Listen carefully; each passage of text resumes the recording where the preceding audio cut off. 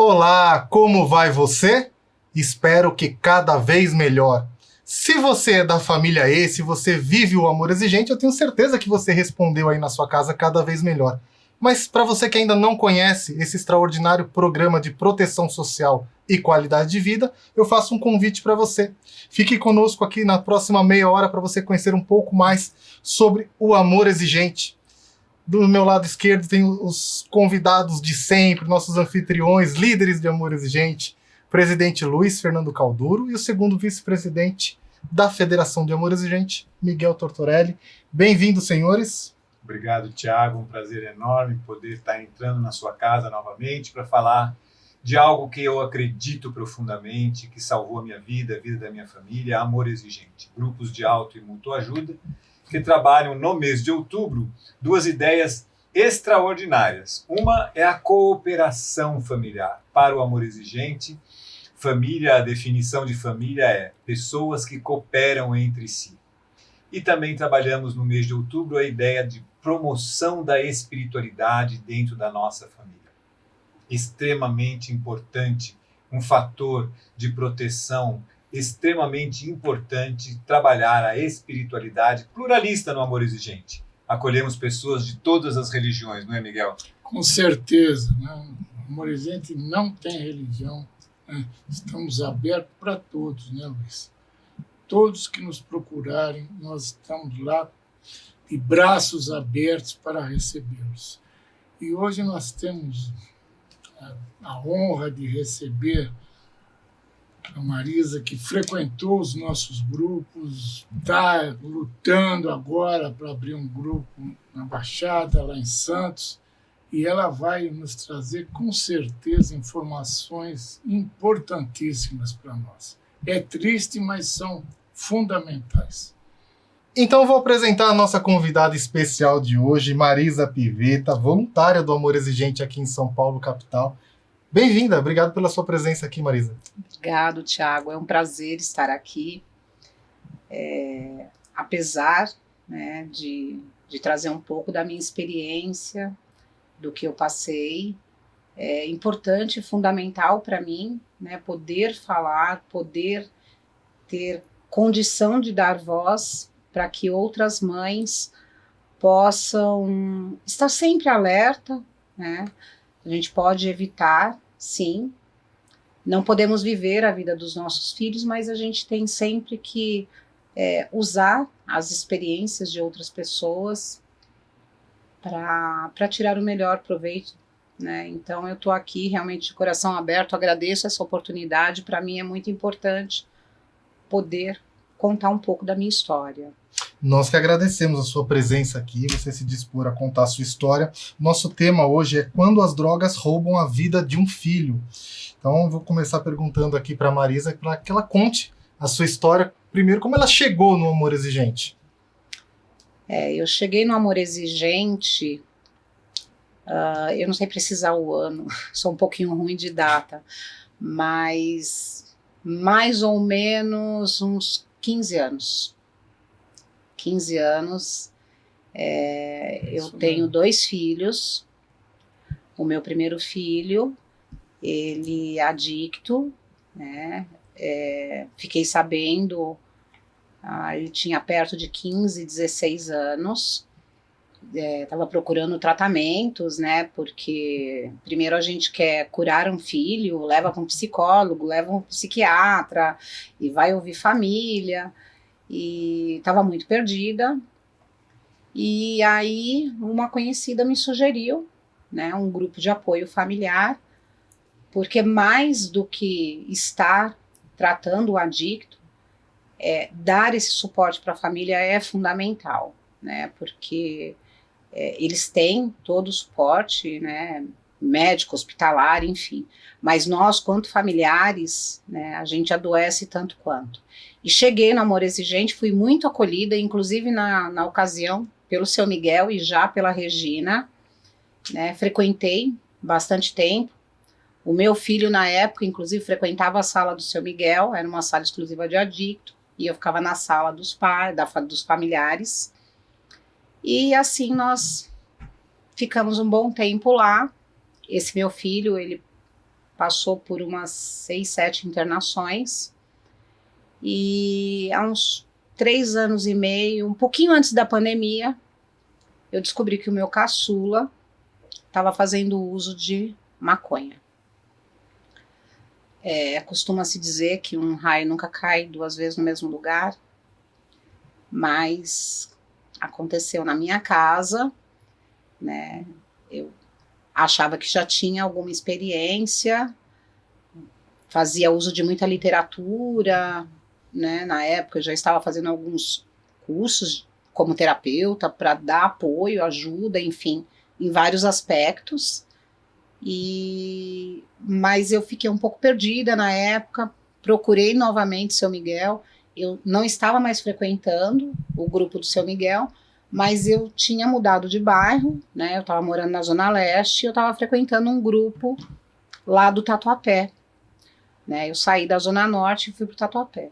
Então eu frequentava um grupo lá do Tatuapé, ia frequentemente, mas o meu filho nunca quis ir.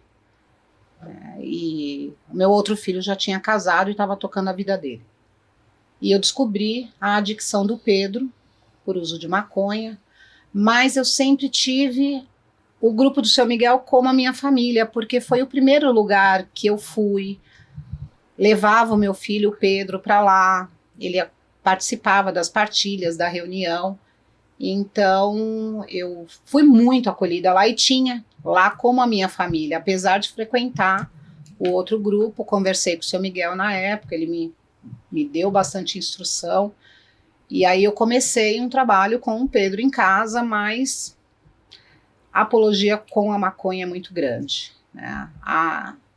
É natural, é normal, faz menos mal que o cigarro, os jovens todos estão aí usando indiscriminadamente, inclusive tem até alguns com o consentimento da família, e o Pedro começou na maconha, e aquelas divergências dentro de casa, e foi se passando o tempo, veio a pandemia. Então, Marisa, só para a gente contextualizar aqui, você tinha um filho mais velho, dependente químico, tinha quantos anos na época, você se recorda, mais ou menos?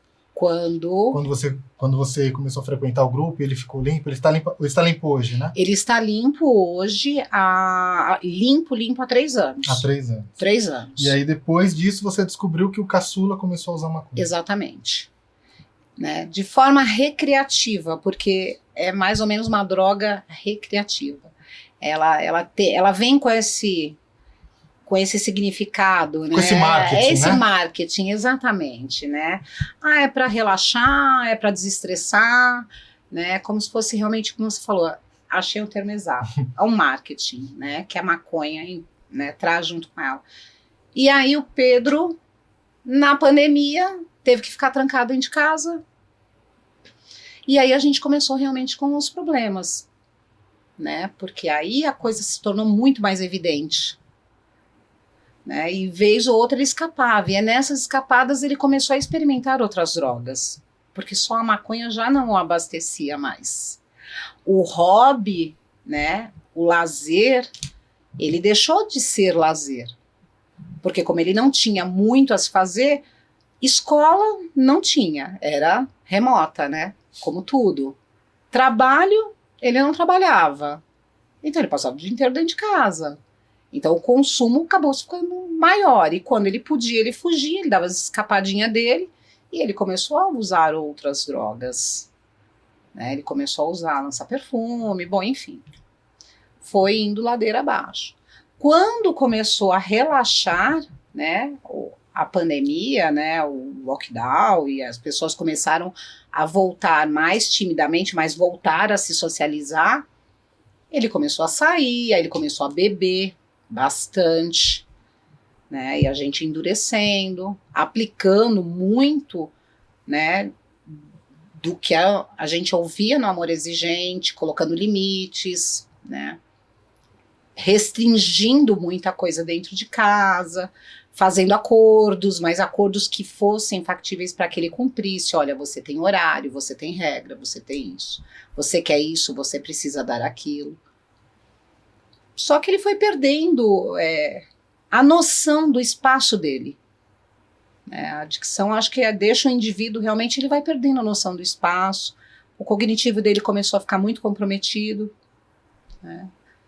E eu comecei a perceber que o comportamento dele já não era mais só da maconha. E aí, quando eu tomei ciência de que já tinha mais substância, porque daí a gente começa a investigar, e mãe tem um faro muito, quando a gente, né, tem um pouquinho de conhecimento, ou não, né, mas mãe tem um faro, e aí eu começava a fuçar nas coisas, investigar, e eu comecei a achar uns potinhos diferentes dentro da minha casa, né, porque a cocaína é pino, é aqueles saquinhos plásticos, mas eram uns potinhos muito diferentes, né? E os farelinhos também era diferente. É parecido com a maconha, mas era diferente. Era igual, mas era diferente. E aí eu comecei a ficar cismada. E eu comecei a investigar com amigos, né? Que é a melhor rede de informação que a gente pode usar. E aí eu fui tomando conhecimento, mas eu não sabia o que eram as drogas Ks. Eu nem imaginava, eu nunca tinha ouvido falar, não sabia do que se tratava. Né? E aí uma pessoa falou para mim, eu acho que ele está usando K9, K2, K não sei o que, Spice. Eu falei, meu Deus, o que é isso? E fui pesquisar. Né? E isso foi mais ou menos meados de setembro. De 2022. 2022. Foi quando ele fez 21 anos. Ele fez 21 anos dia 9 de setembro. E aí eu comecei a pesquisar e eu fiquei desesperada com o que eu...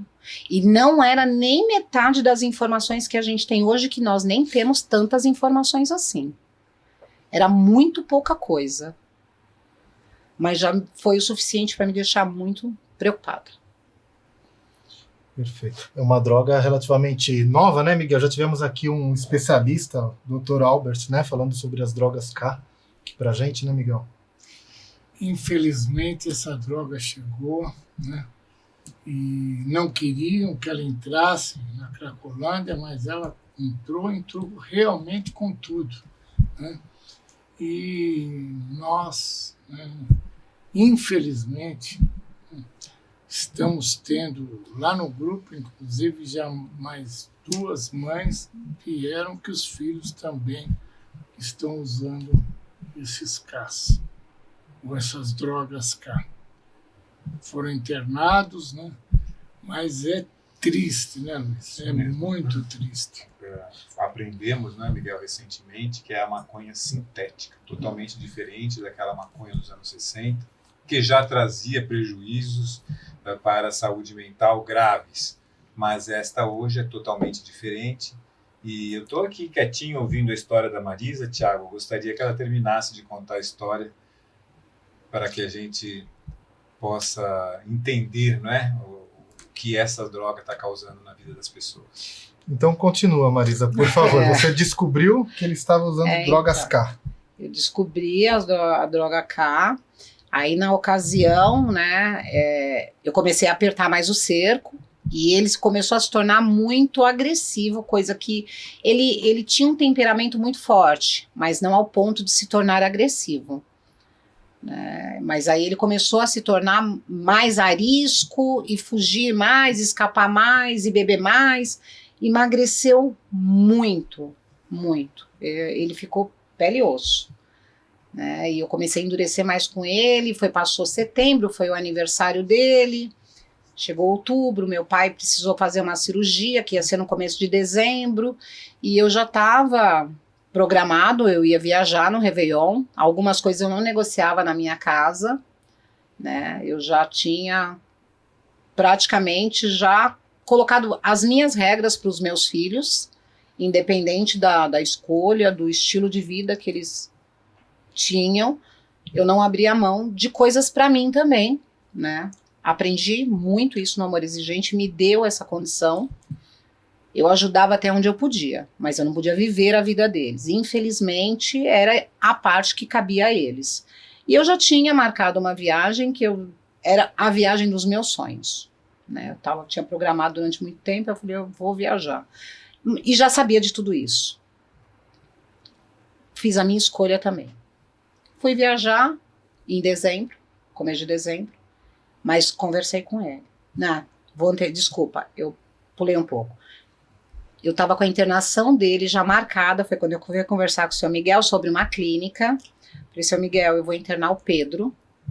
Né, eu estava indo lá no Tatuapé, falei, eu vou internar o Pedro, eu tenho essa clínica, o que o senhor acha? Aí ele, mais ou menos, olha, eu conheço, pode ser boa. Eu fui na clínica conhecer como que funcionava tudo. Aí ele falou, olha, vamos ver, né? Fui ver resgate, porque ele falava, se você for me internar, você manda vir 10. E ele era magrelinho, ele é mais magrinho que você. Manda vir 10, porque não vai me levar. Ele era metido a valente.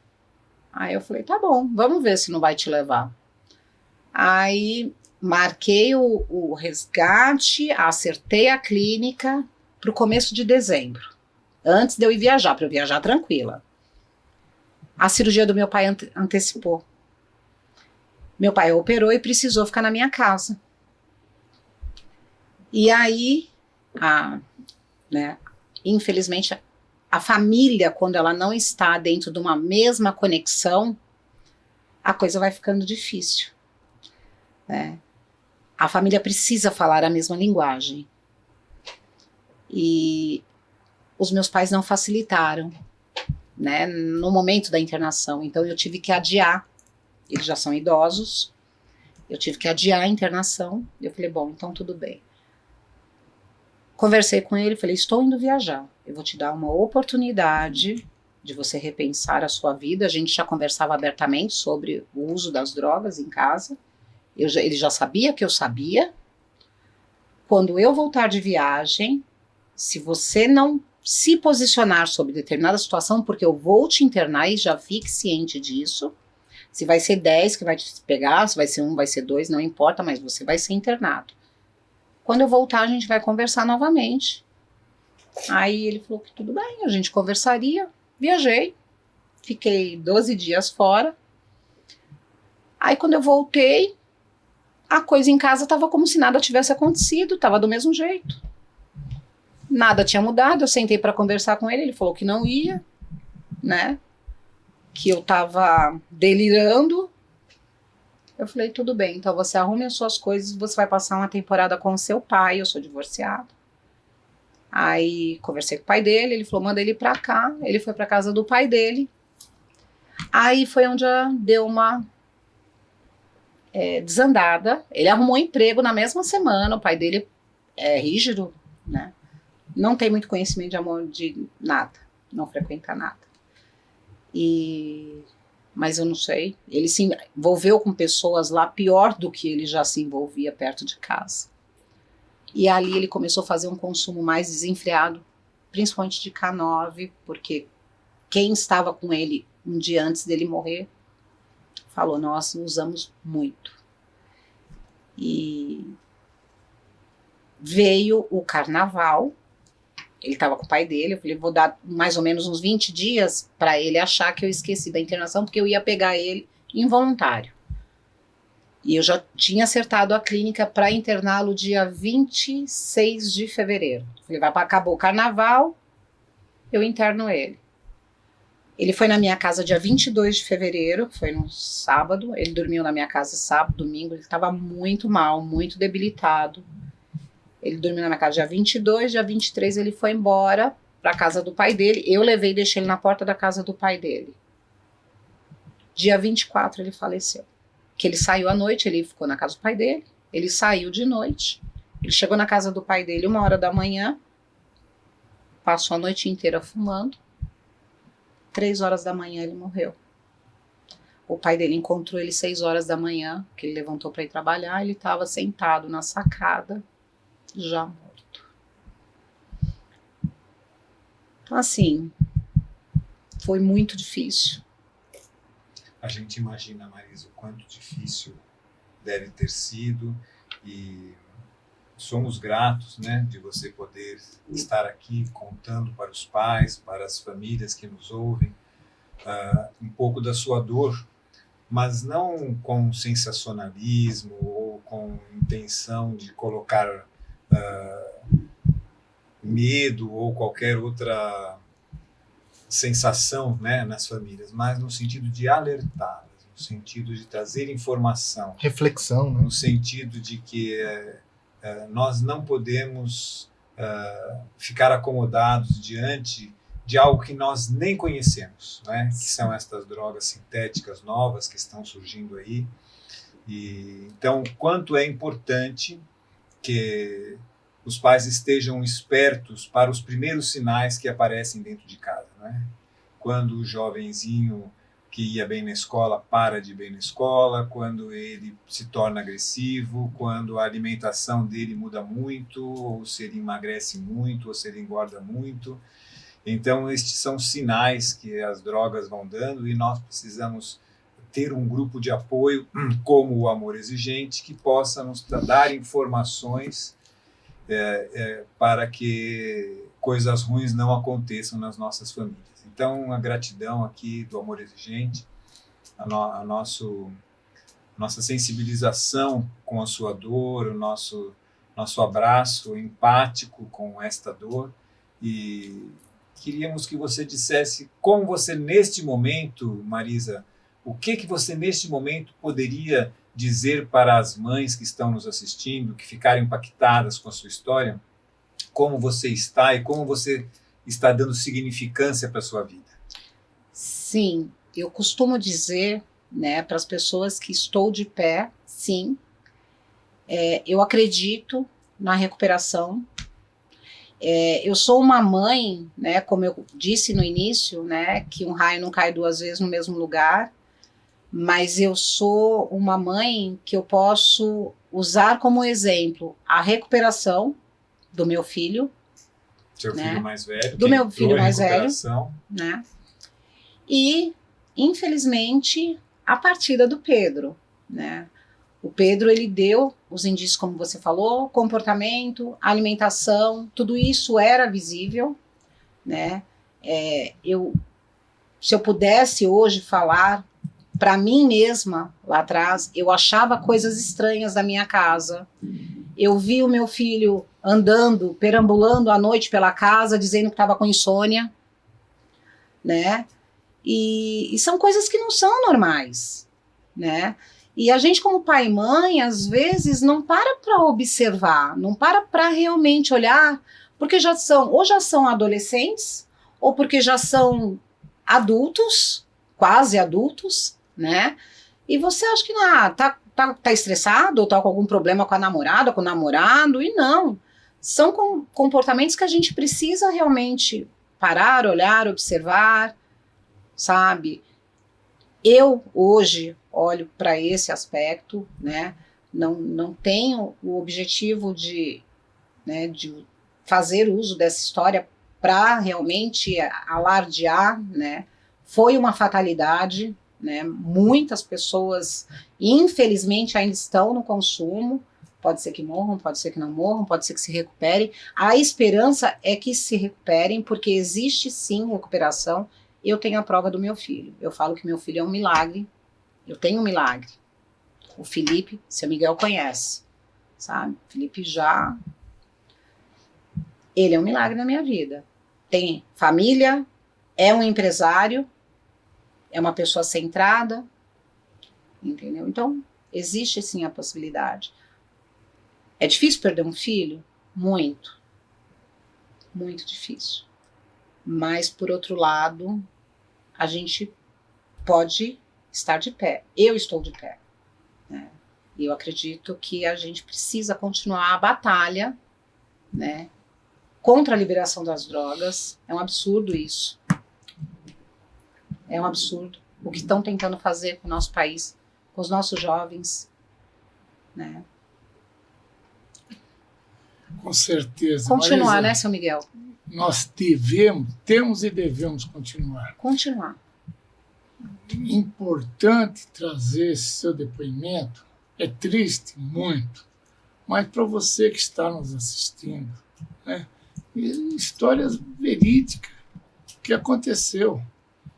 Teve um filho que se recuperou, e teve um filho que, infelizmente, foi embora, né? E eu falei com o doutor Ronaldo Laranjeira, que falou que já teve 3 pessoas que ele conhece que também morreram pelo carro, um dos casos. Então, essa droga realmente é mortal, é fatal. E, se liberarem a maconha, Luiz, ela vai ser liberada. Porque diz que é maconha, que ela é maconha. Então, também vai entrar nessa liberação. Nós estamos nessa briga, o Amor Exigente está lutando, está indo atrás, estivemos em Brasília, né? Falamos com o doutor Osmar Terra, né? Com o Eduardo Girão, que estão fazendo um grande movimento em Brasília para tentar levar essa decisão para o Congresso Nacional. Este, sim, é que pode dizer se a droga vai ser liberada ou não, e não o STF, como estão fazendo, né? E vamos continuar, Amor Exigente continua nessa luta, né, Luiz? Em especial na prevenção, né, Miguel? Acolhendo as famílias que estão começando a educar filhos, da importância de buscarem formação e informação. Formação aonde? Dentro de um programa que funciona, que dá certo, que dá o nome a este programa de televisão, Cada Vez Melhor, e a informação, através de que realmente precisamos saber o que é que está acontecendo neste mundo das drogas aí, que é provavelmente, Miguel, a indústria mais rentável que existe no Brasil, não? Infelizmente, essa é uma grande verdade. É um negócio, né, Miguel? É um grande negócio, né? Mas que leva as famílias a um desespero muito grande. Esse daqui é o pior que estamos ouvindo hoje, assistindo hoje, uma mãe que perdeu seu ente querido.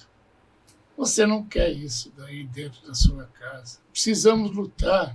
O Amor Exigente luta contra isso daí. Nós temos os grupos de prevenção, né, Luiz, que nós levamos essa informação para as famílias.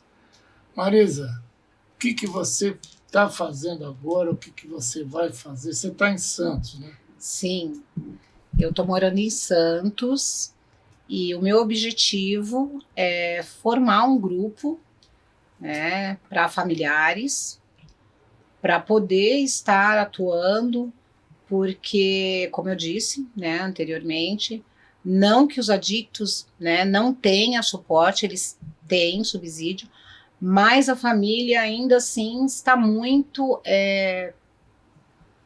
solta. Aliás, o familiar nem sabe o que ele precisa, né? Ele se vê diante de uma situação dessa, muitas vezes ele não imagina que tem um grupo, né, grupos que possam sim acolher, né? A minha história não é diferente da história de muita gente, né?